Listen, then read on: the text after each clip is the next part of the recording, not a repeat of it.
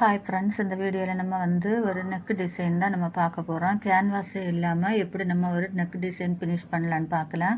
அதுக்காக நான் மெயின் கிளாத்தை அடியில் வச்சுருக்கிறேன். அதுக்கு மேலே லைனிங்கை வச்சு நம்ம மார்க் பண்ணியிருக்கேன் பாருங்கள். அந்த மார்க்கிங் மேலே நம்ம தையல் போட்டு எடுக்கலாம். தையல் போட்டு எடுத்ததுக்கப்புறமா ஒரு 1/4 இன்ச்சு கேப் விட்டு அதில் எக்ஸஸ் அரிக்க பீஸெல்லாம் கட் பண்ணி எடுத்துக்கோங்க. கட் பண்ணி எடுத்ததுக்கப்புறமா அந்த வளைவு வர இடத்துல எல்லாம் இந்த மாதிரி சிசர் வச்சு ஒரு கட் கொடுத்துக்கோங்க. கட் கொடுத்ததுக்கப்புறமா இந்த மாதிரி நல்ல பக்கமாக திருப்பி கை வச்சு நீவி விட்டுக்கோங்க.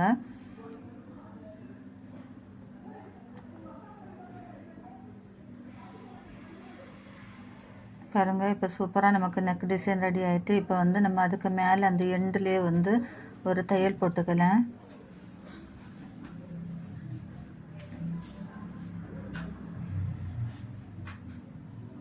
தையல் போட்டதுக்கப்புறமா உள்பக்கமாக திருப்பி வச்சுட்டு நம்ம அந்த லைனிங்கை நம்ம அட்டாச் பண்ணி எடுக்கலாம்.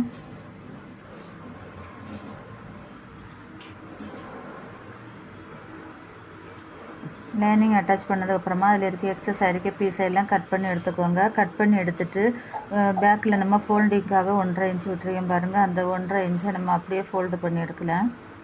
ஃபோல்டு பண்ணி எடுத்துகிட்டு இந்த மாதிரி 2ஆக ஃபோல்டு பண்ணி போட்டுக்கோங்க. இதுலேருந்துங்க 4.5 இன்ச்சு நீளம் 4 இன்ச்சு மார்க் பண்ணி ஒரு 1/4 இன்ச்சு அளவில் டாட்டு பிடிச்சிக்கோங்க 2 பக்கமும். பாருங்கள், சூப்பரான சூப்பரான ஒரு நெக் டிசைன் நமக்கு ரெடி ஆயிடுச்சு.